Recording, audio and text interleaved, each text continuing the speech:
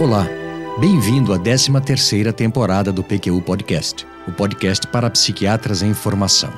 Aqui é evidência com opinião.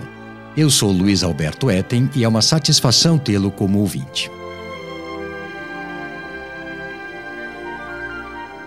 Uma residente de psiquiatria, bastante perfeccionista, passava pelo estágio de enfermaria geriátrica e cansou de não saber responder algumas das questões que o supervisor lhe fazia sobre a cognição dos pacientes que ela examinava. Por isso, pediu que ele fizesse um roteiro que englobasse o que deveria ser investigado. Ele o fez. E assim, despretensiosamente, provavelmente em uma página no caderninho de anotações de uma R1, nasceu o Mini Mental State Examination, MMSE, em inglês, e que em português ficou conhecido como o mini-exame do estado mental. O próximo passo, validar e testar sensibilidade, especificidade e confiabilidade, veio por sugestão do professor deles. Quem conta essa história é o, à época, médico supervisor recém-contratado do serviço Marshall Folstein, que se tornou o primeiro autor de um dos 10 artigos de revistas de psiquiatria e psicologia mais citados no século XX. Os outros autores são a Susan Folstein, a residente, e Paul McHugh, o professor. O serviço em que eles atuavam ficava na Johns Hopkins Medical Institutions. O artigo foi publicado no Journal of Psychiatric Research, em 1975. Pois muito bem, esse artigo, seu conteúdo, seu impacto, seus desdobramentos e a utilidade do Mini Mental, como é chamado pelos íntimos, serão objeto desse episódio do PQU Podcast, mais um da seção Clássicos Comentados. O PQU Podcast é uma iniciativa independente do Vinícius e minha, que conta com a preciosa colaboração da Maria Clara Faleiros, do Tiago Apolinário e de convidados na produção de conteúdo, com a eficiência do mago Breno Vettorassi, do Estúdio Viradisco, na captação e edição do áudio, e com a competência a toda prova da equipe da Predicado Comunicação, na publicação dos novos episódios, divulgação do nosso trabalho nas redes sociais e na manutenção do nosso site. Além disso, a Clínica Elibré, onde se pratica a excelência em internações psiquiátricas, tornou-se nossa patrocinadora. Esse padrão de excelência garante a possibilidade de contato direto do profissional que fez o encaminhamento com o paciente durante a internação, quando e quantas vezes quiser, bem como com a presença de um psiquiatra no local 24 horas por dia, todos os dias. Você tem angústias na hora de internar um paciente? Sente tranquilidade ao indicar à família um lugar que garante tratamento de alta qualidade? Foi para resolver, com excelência, questões urgentes da psiquiatria que a Clínica Elibré foi criada. Com gente que gosta de ciência e com gente que gosta de tratar gente.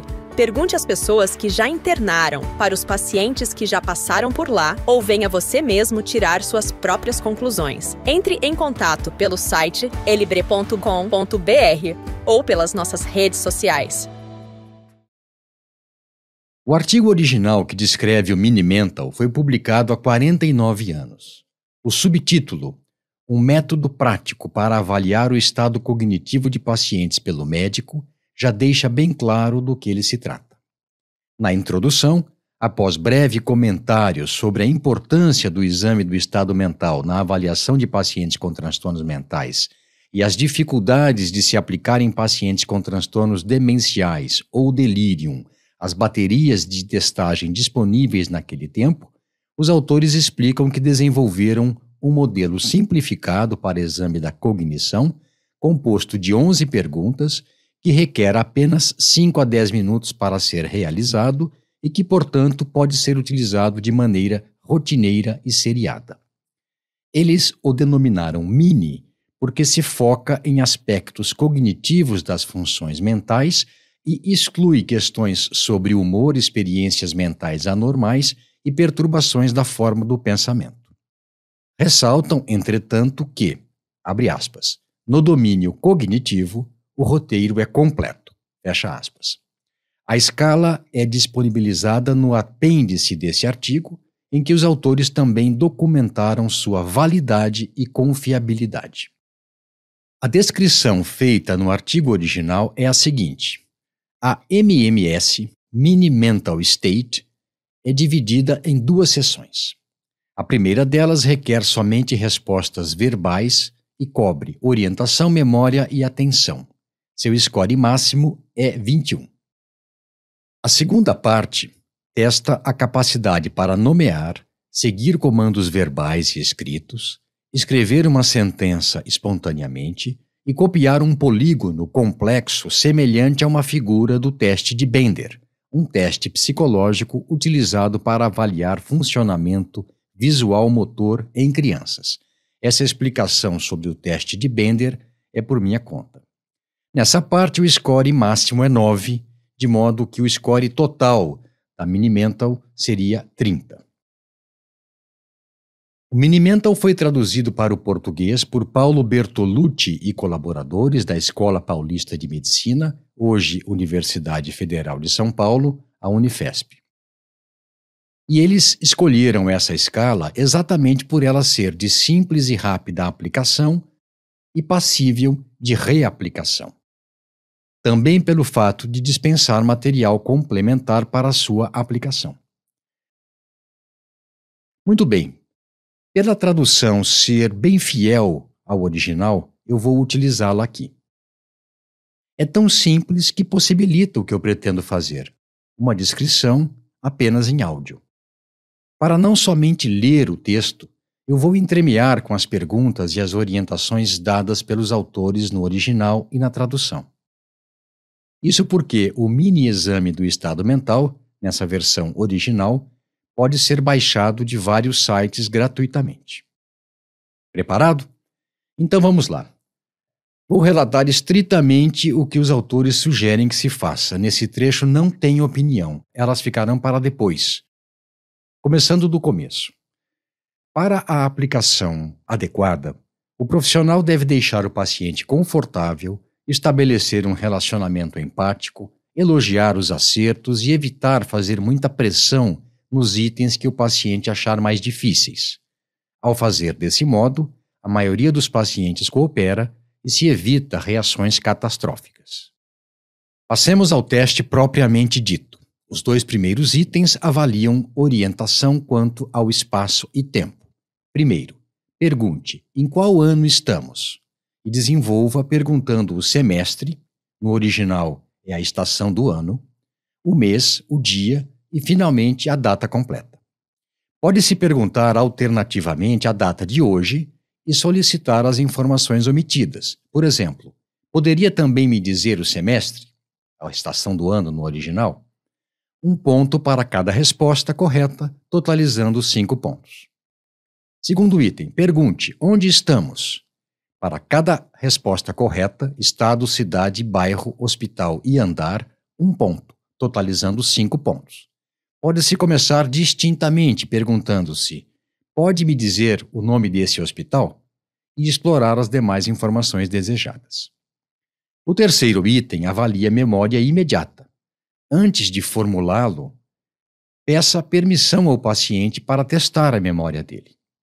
Terceiro item.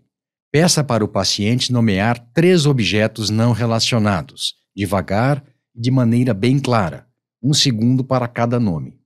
Em seguida, peça ao paciente que os repita para você. 1 ponto para cada resposta correta, totalizando o máximo de 3 pontos.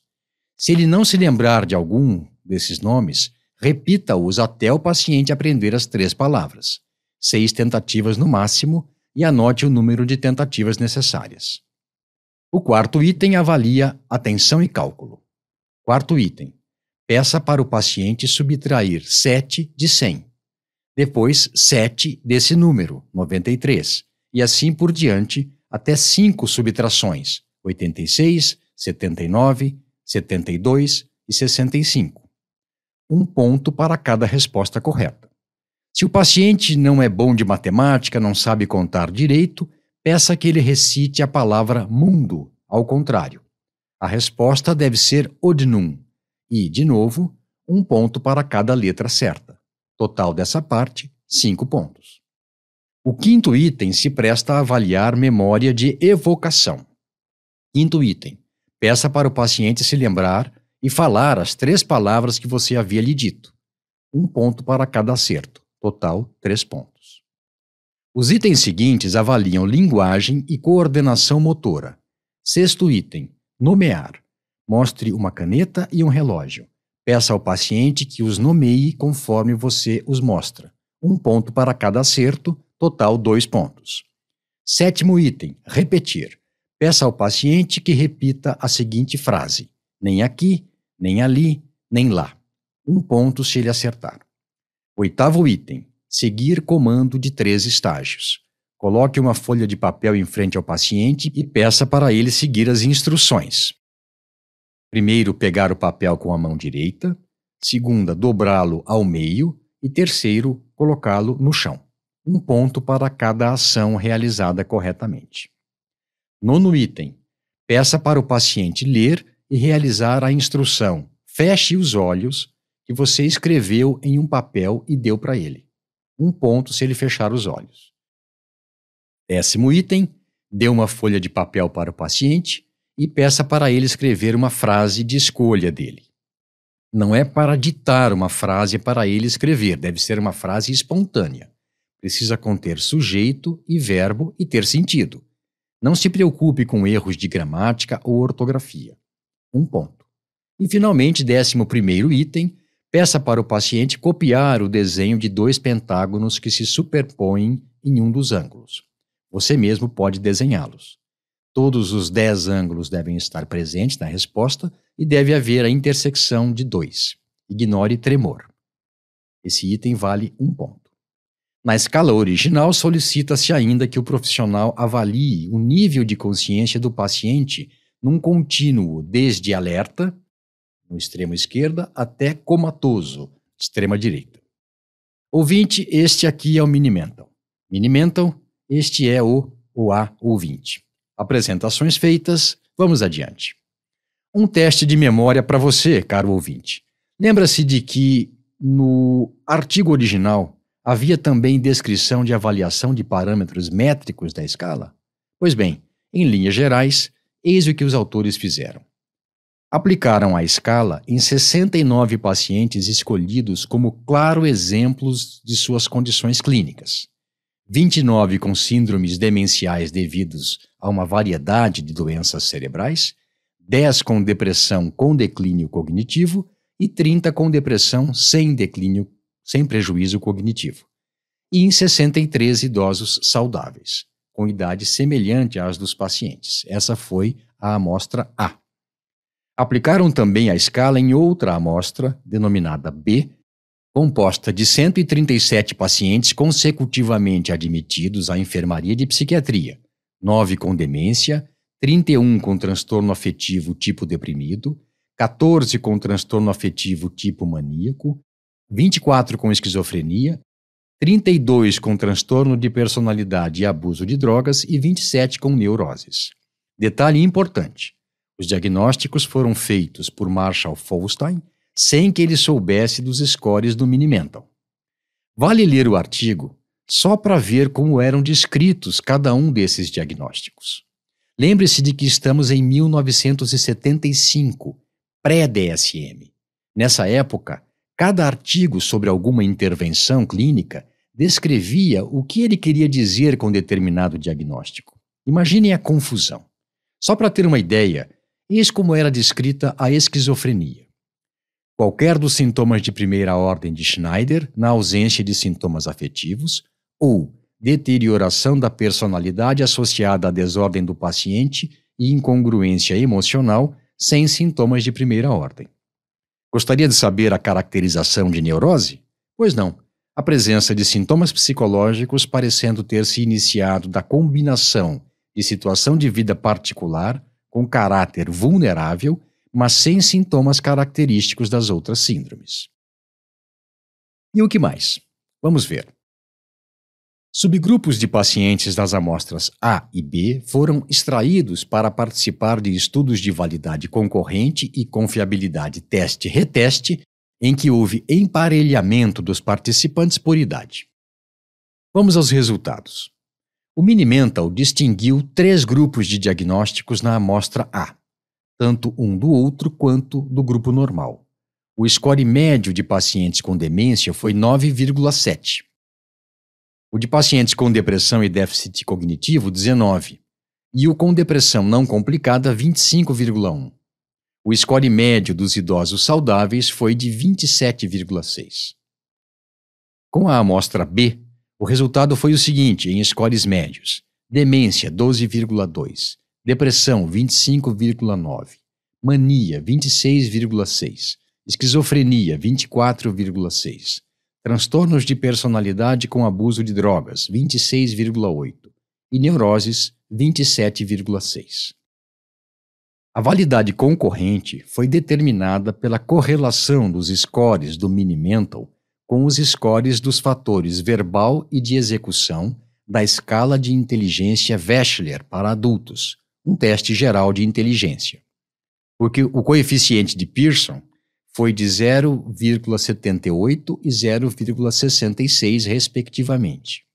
Só para relembrá-lo, o coeficiente de correlação de Pearson, também chamado R, varia entre +1 e -1, sendo que um valor maior que 0 indica associação positiva, ou seja, que à medida que uma variável aumenta, o mesmo acontece com a outra variável. Por fim, a confiabilidade teste-reteste para um só examinador e também para múltiplos examinadores foi muito boa, tanto para intervalo de 24 horas, coeficiente de Pearson de 0,887, quanto para 28 dias, 0,827. Examinemos agora o que os autores escreveram na discussão do artigo. O Mini-Mental State é um teste válido na função cognitiva e discrimina pacientes com transtornos cognitivos dos que não os apresentam. Apesar disso, ele não pode substituir uma avaliação completa na busca de um diagnóstico para um paciente, o que seria algo elementar na palavra dos autores.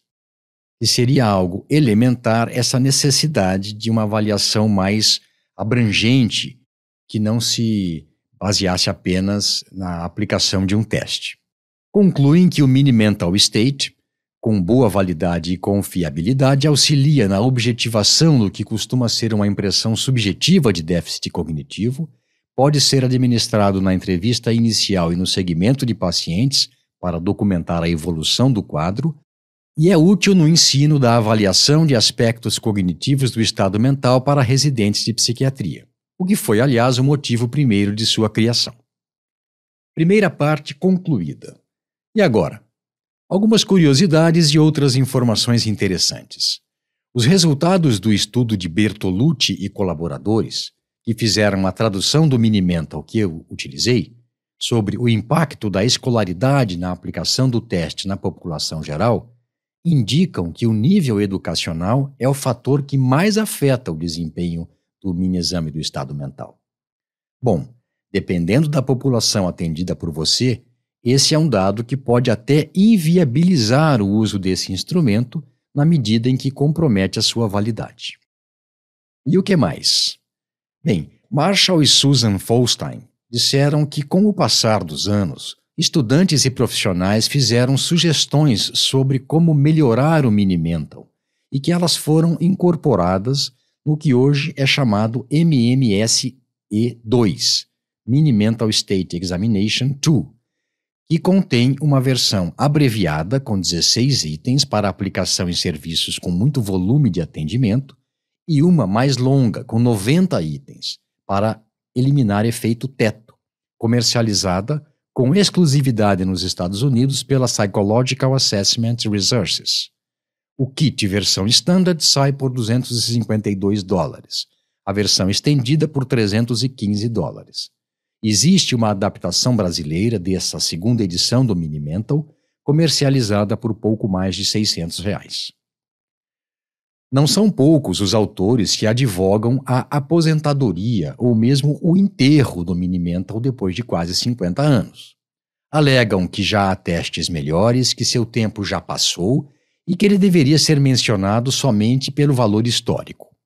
Por outro lado, duas revisões Cochrane, a última de 2021, reafirmam seu valor na clínica.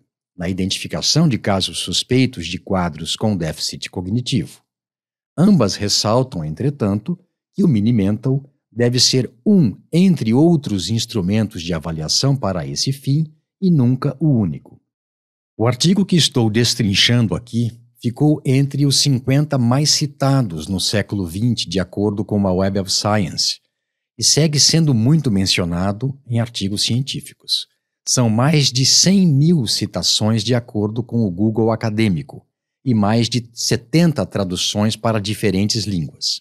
Só em português são 11, de acordo com uma revisão sistemática sobre o uso do mini-exame do estado mental em pesquisas com idosos no Brasil, realizada por Denise Mendonça de Mello e Altemir José Gonçalves Barbosa, à época na pós-graduação em Psicologia da Universidade Federal de Juiz de Fora, publicada na revista Ciência e Saúde Coletiva em 2015. Dessas versões, a mais empregada tem sido a de Bertolucci e colaboradores, que utilizei aqui como referência. No decorrer da sua história, confirmaram-se algumas de suas vantagens e descobriram-se várias desvantagens. Vantagens: fácil e rápida administração e aceitação internacional pela comunidade científica. O acesso gratuito foi também tido como vantagem, mas com a mudança de regras e o surgimento de versões com copyright protegido, já é algo questionável. Um dos artigos sobre não mais se utilizar o Mini-Mental se embasa justamente no fato de ela não mais ser de livre acesso. Dentre as desvantagens, destacam-se a multiplicidade de versões, o fato de não explorar todos os domínios cognitivos, a falta de copyright por muitos anos, a falta de padronização, a pouca sensibilidade para casos de déficit cognitivo leve, a pouca sensibilidade a variações culturais e o problema da interferência do nível da escolaridade nas respostas. O Mini-Mental nasceu de uma necessidade clínica e serviu de modelo e de inspiração para o desenvolvimento de outros testes mais específicos para a avaliação de habilidades cognitivas que foram validados em comparação com ele próprio, com o próprio Mini-Mental. Algumas dessas versões, dessas alternativas, surgiram como complementares a ele, e outras como realmente alternativas. Alguns exemplos são a Montreal Cognitive Assessment, MoCA, o Addenbrooke's Cognitive Examination, ACE, e o Minicog. E o que aconteceu com os autores do artigo? Como eles estão atualmente? Marshall Folstein é professor na Tufts University School of Medicine e psiquiatra-chefe no New England Medical Center, em Boston, Massachusetts. Suas áreas de pesquisa são neuropsiquiatria e demências. Susan Folstein está atualmente na Universidade of Miami Miller School of Medicine, em Miami, Flórida, mas já foi pesquisadora afiliada à Universidade de Iowa, à Universidade de Londres, à Johns Hopkins e à Tufts. É pesquisadora renomada nas áreas de autismo e doença de Huntington. Paul McHugh, atualmente com 92 anos, é professor de psiquiatria e foi chefe do Departamento de Psiquiatria do Johns Hopkins Hospital por 26 anos. Foi também diretor do Departamento de Psiquiatria e Ciência Comportamental da Universidade Johns Hopkins. Ele é o coautor, junto com Philip Slavny, de um livro que consideramos de leitura obrigatória para psiquiatras em formação, o Perspectives of Psychiatry, Perspectivas da Psiquiatria. Se tiver interesse, escute o episódio 53 do PQ Podcast, dedicado a ele. Valem a pena o episódio e, mais ainda, o livro. Muito bom, vou lhe contar agora como eu uso a versão gratuita do Mini-Mental na minha prática clínica. Basicamente, lanço mão dela em duas situações. A primeira é como parte da avaliação de um primeiro caso de paciente idoso com queixas cognitivas e que ainda não passou por um neurologista ou um geriatra.